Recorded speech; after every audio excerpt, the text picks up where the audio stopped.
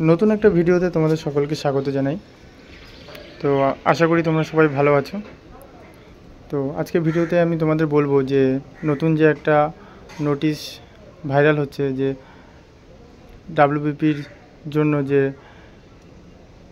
Civic ভলেন্টিয়ারদের জন্য যে reservation policy হয়েছিল, ওদের জন্য 20% রিজার্ভেশন দিয়েছিল, তার জন্য নাকি কেস হয়েছে এবং সেই কেস নিয়ে তোমাদের সাথে আলোচনা করব যে ওই কেসের জন্য তোমাদের ডাব্লিউবিপি পরীক্ষার এক্সামের কী হবে বা কতটা কী পেছোবে।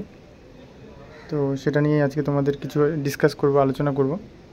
তো তোমাদের সবার প্রথমে বলে রাখি যে হ্যাঁ, ঘটনাটা সত্যি একদম, যে ডাব্লিউবিপির যে সিভিক ভলেন্টিয়ারদের জন্য যে রিজার্ভেশন পলিসি দেওয়া হয়েছিল সেটা অনেকটাই বেশি ছিল। ওই জন্য কয়েকজন তোমাদের মধ্যে ক্যান্ডিডেট তারা কেস করেছে। তো এই ঘটনা একদম সত্যি, যার ফলে তোমাদের পরীক্ষাটা অনেকটাই পিছিয়ে যাবে। মোটামুটি পুজোর পর ধরে রাখতে পারো যে ডাব্লিউবিপির পরীক্ষা পুজোর পরে হবে। আর কেপি এক্সামের কথা বলি, কেপি এক্সাম যেটা তোমরা বলছিলাম যে সেপ্টেম্বর মাসে কেপি এক্সাম হবে, তো সেপ্টেম্বর মাসে হওয়ার চান্স রয়েছে, কিন্তু রেজাল্ট এখনই বেরোবে না, যেহেতু ওবিসি সার্টিফিকেটের সমস্যাটা এখনও মেটেনি। যতদিন না ওবিসি সার্টিফিকেটের সমস্যাটা মেটে ততদিন কেপি এক্সামের পরীক্ষা যদি হয়েও যায় কিন্তু তার রেজাল্ট বেরোবে না। তারই মধ্যে ডাব্লিউবিপির এই একটা বড় একটা দুঃসংবাদ যে রিজার্ভেশনের জন্য ওই কেস করা হয়েছে একটা। তো তারও যতদিন না তার কোনো রায়দান দেয় আদালত, ততদিন তারও কোনো ঠিক নেই যে কবে পরীক্ষা হবে। তো তোমাদের সবাইকে বলবো যে তোমরা সবাই মোটিভেট থাকো, কেউ ডিমোটিভেট হয়ে যাবে না, পড়াশোনাটা চালিয়ে যাও।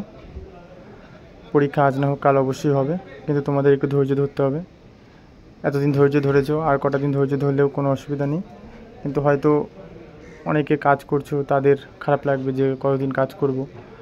আর আবার অনেকে বলবে যে দাদা অনেক দিন ধরে পড়াশোনা করছি, কতদিন এইগুলো যতদিন পরীক্ষা পিছিয়ে যাবে তাদের প্রিপারেশনটা আরও পিছিয়ে যাবে। তো তাদের বলবো যে কিছু করার নেই ভাই, এটাই নিয়ম। যদিও একদিকে একটা ভালো হয়েছে যে রিজার্ভেশনের জন্য যে কেসটা হয়েছে, একদিকে ভালো হয়েছে খুব, যেটা হয় ভালোর জন্যই হয়, সেভাবেই তোমরা বলো যে ভগবান যেটা করে ভালোর জন্যই করে। হয়তো কিছুদিন পরীক্ষাটা পিছিয়ে যাবে, কিন্তু এটা তোমাদেরই মঙ্গল। যদি তোমাদের পক্ষে রায় দেয়, যদি রিজার্ভেশন পলিসিতে ওদের কিছু শতাংশ কমিয়ে দেয়, তাহলে তোমাদের পক্ষেই ভালো। কেননা সিভিকদের জন্য এত পরিমাণ রিজার্ভেশন দিয়ে দিয়েছে, শুধু সিভিকদের জন্য নয়, অন্যান্য সব কাস্টের জন্যই অনেক রিজার্ভেশন দিয়েছে, যার ফলে ইউআর যারা জেনারেল তাদের অনেক অসুবিধায় পড়তে হয়। তো যদি রায় তোমাদের পক্ষে যায় তো খুবই ভালো, কিন্তু এর জন্য তোমাদের পরীক্ষাটাও অনেক পিছিয়ে যাবে। তো কিছু তো করার নেই, যেটা হবে সেটা তো মেনে নিতে হবে। ওই জন্য বলছি কেউ ডিমোটিভেট হবে না। সবাই বলছে, আমাকে ফোন করে মেসেজ করে বলছে দাদা ডিমোটিভেট হয়ে যাচ্ছে, কতদিন পড়াশোনা মাথায় রাখবো। মানে পড়াশোনাটা তো তোমাকে কন্টিনিউ করতে হবে, একদিন না করলে তুমি পড়াশোনা ভুলে যাবে। ম্যাথ একদিন প্র্যাকটিস না করলে তুমি পরের দিন ভুলে যাবে, তো তোমাকে এটা কন্টিনিউ করতে হবে।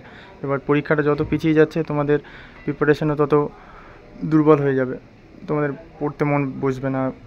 পরীক্ষার একটা ডেট জানা থাকলে তোমাদের পড়তে মন বসবে, কিন্তু পরীক্ষার কোনো ডেট জানা নেই, কবে পরীক্ষা হবে, আদৌ রেজাল্ট বেরোবে কি না, রেজাল্ট বেরোলেও তার রিক্রুটমেন্ট হবে কি না, সেই নিয়ে তোমাদের একটা দ্বন্দ্বে রয়েছে। তার উপরে আবার একটা ওবিসি সার্টিফিকেট নিয়ে আমরা এত বড় একটা ঝামেলা। তো সব মিলিয়ে তোমরা একটা মানে সবার মন ভাঙার দিকে এগিয়ে যাচ্ছ। সবাই আমাকে ফোন করে মেসেজ করে বলছে দাদা কী করব।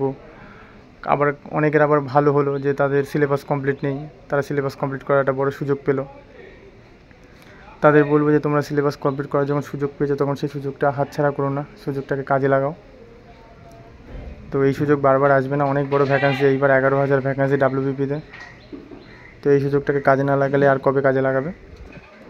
তো সবাইকে বলবো সবাই পড়াশুনোটা করো মন দিয়ে। আর যারা ডিমোটিভেট হয়ে যাও তাদের বলবো আমার ভিডিওগুলো দেখো, অনেক মোটিভেট পাবে। আর একটা চাকরি তোমাকে পেতেই হবে, যেভাবে হোক একটা চাকরি তোমাকে পেতেই হবে। তো এইভাবে নিজেকে তৈরি করো। আর সর্বোপরি একটা কথাই বলবো, নিজের বাবা মার দিকে তাকাও যে তারা কতটা কষ্ট করছে। সেই কষ্টের তারা যেন মুখ ফুটে গর্ব করে বলতে পারে যে আমার ছেলেটা সরকারি চাকরি করে, এটাই বলার। তো তোমরা সবাই ভালো থেকো, আর ভিডিওটা ভালো লাগলে লাইক কমেন্ট শেয়ার করো। জয় হিন্দ, বন্দে মাতরম।